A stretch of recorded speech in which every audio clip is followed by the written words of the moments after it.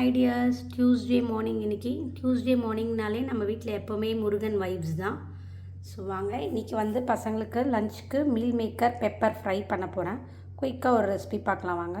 First meal maker எடுத்துகிட்டு இந்த மாதிரி நல்லா கொதிக்கிற தண்ணியில் ஒரு 15 மினிட்ஸ் போட்டு ஊற வச்சிடணும்.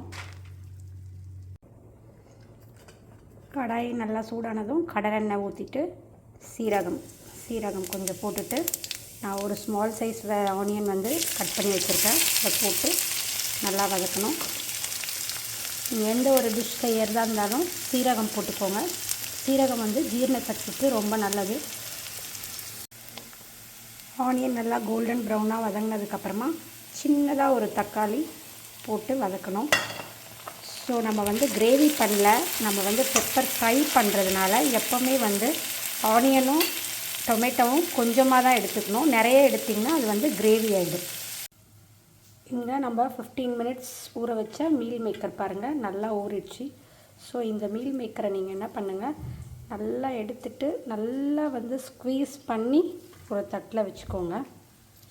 நல்லா ஸ்க்வீஸ் பண்ணுங்கள், தண்ணியே இருக்கக்கூடாது. ஸோ நல்லா ஸ்க்வீஸ் பண்ணி தட்டில் வச்சுக்கோங்க. நல்லா டீப் ஃப்ரை ஆகிடுச்சு. ஸோ இப்போ தேவையான மசாலாஸ் ஆட் பண்ணலாம். மஞ்சத்தூள் கொஞ்சம்,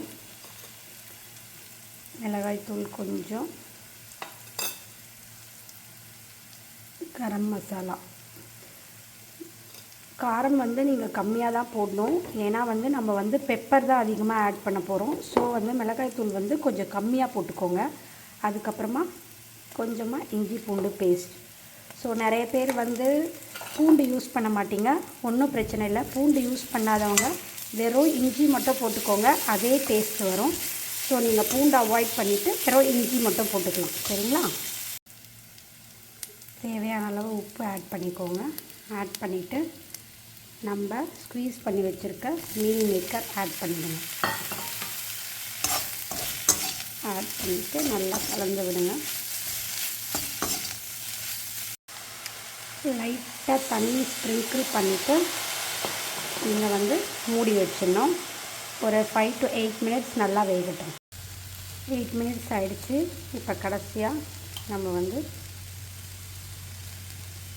பெப்பர் போட்டு நல்லா டீப் ஃப்ரை பண்ணணும்.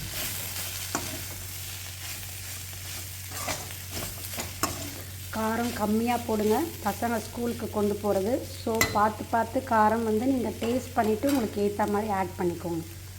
அவ்வளோதாங்க, நம்மளுடைய சுட meal maker pepper fry ready ஆகிடுச்சு. ஸோ இதை வந்து நீங்கள் பசங்களுக்கு வந்து தக்காளி சாதம், பிரிஞ்சி, இல்லை ஈவினிங் ஸ்கூல்லேருந்து வந்தவுடனே சூடாக ஸ்நாக்ஸ்க்கு இதுக்கு எல்லாத்துக்குமே கொடுக்கலாம். ஸோ கடைசியாக நம்ம சமையலோட ராணி கொத்தமல்லியை அப்படியே நீங்கள் தூவி விட்டிங்கன்னா நம்மளுடைய meal maker recipe ready. Try பண்ணி பார்த்து சொல்லுங்கள்.